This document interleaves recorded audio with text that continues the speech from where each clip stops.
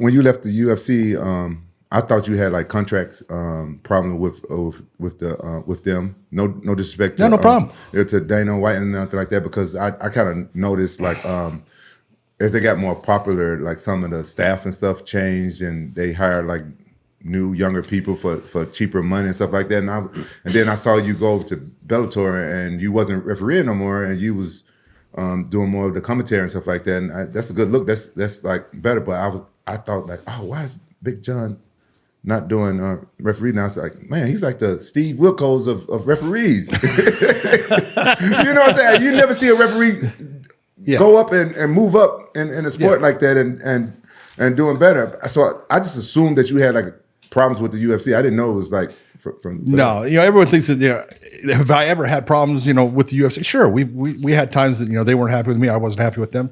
Of course, Dana is that person that he's going to say certain things at times. Dana would come up at times and he would sit there and he goes, hey, that was a good call, but I'm going to have to throw you under the bus. Okay. It's like, whatever. He would tell you that after a fight? Absolutely. That keeps it real though. Yeah. But like, what was the need for that? Just so that way they didn't have to take the heat? So he can make the rematch. Yeah. So he can say, you know what, that was, in my opinion, that was controversial. We're going to have to put that fight back together. It just starts the whole thing. Wow. Everything's about promoting, and I totally understand it. But I left the UFC in the beginning, back in like 2007.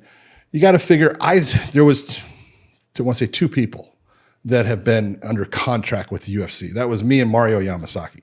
Because I started out with him, and when the UFC started, there was other promotions started coming. I started getting calls to come do refereeing back then, and the UFC was owned by a company called Semaphore Entertainment Group, and they said, no. And I said, what do you mean, no? And they said, no, you're going to be under contract with us. So there was no athletic commissions at the time, so I was under contract with them, so I wouldn't go and work for somebody else. Then it was when the Fertittas bought the UFC. They saw that I was one of the people under contract, and Lorenzo had come from the Nevada State Athletic Commission. He was one of their commissioners, and he said, hey, what is this? And I said, this is what it is. I said, it's no problem.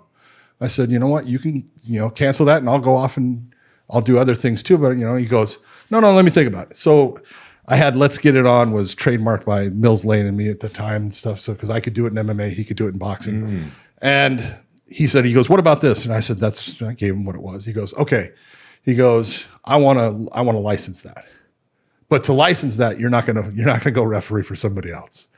And I said, okay, And then it got to the point where the sport was getting bigger. Athletic commissions were really becoming a part of it, and I was like, I can't do this